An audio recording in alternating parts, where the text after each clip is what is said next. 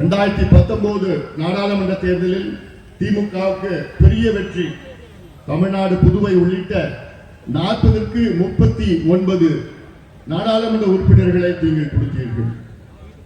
சட்டமன்ற தேர்தலில் 2021 சட்டமன்ற தேர்தலில் மு.க. ஸ்டாலின் அவர்களை முதலமைச்சராக ஆக்கினீர்கள். திமுகவுக்கு ஆட்சியை கொடுத்தீர்கள்.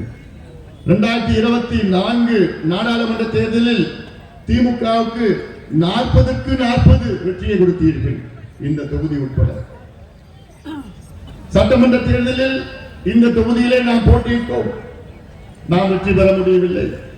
நாடாளுமன்ற தேர்தலில் இந்த தொகுதியிலே நாம் போட்டியிட்டோம், நாம் வெற்றி பெற முடியவில்லை. திமுக கூட்டணி வெற்றி பெற்றது. வெற்றி பெற்று இந்த தொகுதிக்கும் சரி, இந்த மாவட்டத்துக்கும் சரி, தமிழ்நாட்டிற்கு என்ன செய்தார்கள்? 3 தேர்தலில் நீங்கள் திமுகவுக்கு வெற்றி கொடுத்த தமிழக மக்களுக்கு மாற்றாக திமுக உங்களுக்கு செய்ததெல்லாம் துரோகம், பொய்யை தவிர வேற எதுவும் கிடையாது. இந்தியாவிலே அதிக போதை பொருள் விற்கின்ற மாநிலம் பஞ்சாபா இருந்தது. பஞ்சாபுக்கு எங்க போதை பொருள் வரும்னா ஆப்கானிஸ்தான், பாகிஸ்தான் பார்டர்ல இருக்கு, எல்லையில இருக்கு, அங்கிட்டு பஞ்சாபுக்கு வரும். பஞ்சாப்ல 10 வயசு 12 வயசு பிள்ளைங்களாம் போதை ஊசி, போதை மாத்திரை, போதை மருந்தெல்லாம் கிட்டத்தட்ட 20 ஆண்டு காலமாக பயன்படுத்தி வந்தாங்க. இப்போ பஞ்சாபை விட தமிழ்நாட்டில் தான் அதிகமா போதை பழக்கம் இங்க இருக்குன்னு ஆய்வுகள் சொல்றாங்க. ஆய்வுகள் சொல்லணும்னு அவசியம் உங்களுக்கு தெரியும். ஏன்னா மது குடிச்சா அது நாத்தடிக்கும், வீட்டுக்கு வந்தானா நாத்தடிக்கும், தெரிஞ்சு போயிடும், இதை குடிச்சிட்டு வந்தாங்க. ஆனா போதை மாத்திரை, போதை பவுடர், போதை ஊசி பயன்படுத்தினா உங்களுக்கு தெரியறதுக்கு வாய்ப்பே கிடையாது. அவன் மாட்டம் வருவான், வீட்டுக்கு வருவான், சாப்பிடுவான், தூங்குவான், வெளியில போவான். அப்படி 1 வருஷம் பயன்படுத்தினா அவனை மீட்டெடுக்க முடியாது. இதற்கு காரணம் எல்லாமே திமுக காரணம்.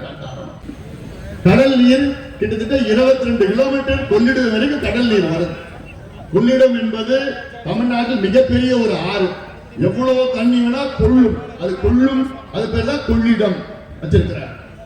ஆனா அப்படிப்பட்ட கொள்ளிடத்துல இன்னைக்கு போனா உப்பு தண்ணி வரும். இது எவ்வளவு அநியாயம், அவ்வளவு அக்கிரமம் இல்லை. இதுக்கு என்ன செஞ்சிருக்கிறோம் தெரியுமா? 50, 60, 70 ஆண்டுகளுக்கு முன்பாக கொள்ளிடம் முகத்துவாரத்துல ஒரு சின்ன தடுப்பணை கட்டியிருந்தா கடல் நீர் உள்ள வராம இருக்கும். அங்கே 10,000 ஏக்கர் இங்க விவசாய நிலம் அழிந்து விட்டது.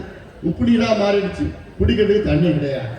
இதெல்லாம் இந்த மாவட்டத்தை சார்ந்த பிரச்சனை. ஏன் தெரியுமா திமுக ஆட்சியில அங்கே கொள்ளிடத்திலேயோ மற்ற எந்த ஆத்திலேயோ தடுப்பணை கட்ட மாட்டாங்க? ஏன் கட்ட மாட்டாங்க? மணல் எடுக்க முடியாது, மணல் கொடையில் ஈடுபட முடியாது. அதுக்காகத்தான் இந்த ஆத்திலேயே இவங்க தடுப்பணை கட்டுறதுக்கு அங்கே தயங்குகிறார்கள். பயம் உங்களுக்கு ஏன்? என்ன அதனால ஏன் வீடு வீடா காசு கொடுக்கணும்? தேர்தல் நேரத்தில் வீடு வீடா காசு கொடுக்கணும். அந்த கணக்கு பணத்துல இல்லை. இந்த வீட்டுல இத்தனை பேர் இருக்கிறான், இவங்க பேரு இத்தனை ஓட்டு இவங்க போடுவாங்க, இத்தனை சாதி எல்லாமே கணக்கு வச்சிருக்கீங்கல்ல. அதிகாரப்பூர்வம் எடுத்தா உங்களுக்கு என்ன பிரச்சனை இருக்கு? நாங்க கணக்கெடுப்பு எதுக்கு கேட்கிறோம்? படிக்கிறதுக்கு தானே கேட்கிறோம், வேலைக்கு போறது தானே கேட்கிறோம். ஏன் உங்களால் நடத்த முடியல? அப்ப நீங்க சமூக நீதி பத்தி பேசுவதற்கு முதலமைச்சர் ஸ்டாலின் அவர்களுக்கு தகுதி கிடையாது. சமூக நீதியின் விரோதி கிடையாது, சமூக நீதியின் துரோகி ஸ்டாலின், சமூக நீதியின் துரோகி ஸ்டாலின் அவர்கள்.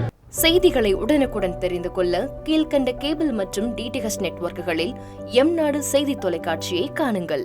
பாதகம் செய்பவரை கண்டால் நாம் பயம் கொள்ளலாகாது பாப்பா. மோதி மிதித்துவிடு பாப்பா, அவர் முகத்தில் உமிழ்ந்துவிடு பாப்பா. அண்மை செய்திகளை உடனுக்குடன் தெரிந்து கொள்ள இணைந்திருங்கள் எம்நாடு தொலைக்காட்சியுடன்.